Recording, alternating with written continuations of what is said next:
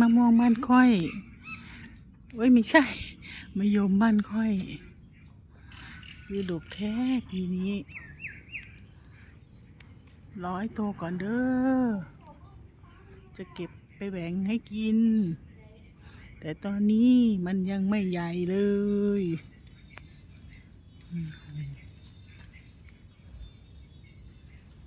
ปาดติโต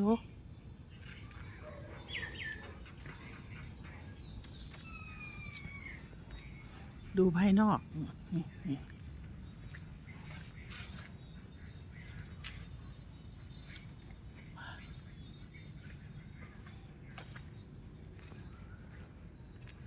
ฝนตกลงมาด้วยซ้ำให้ความชุ่มชื่นดกดีแท้ปีนี้มะยมบ้านค่อย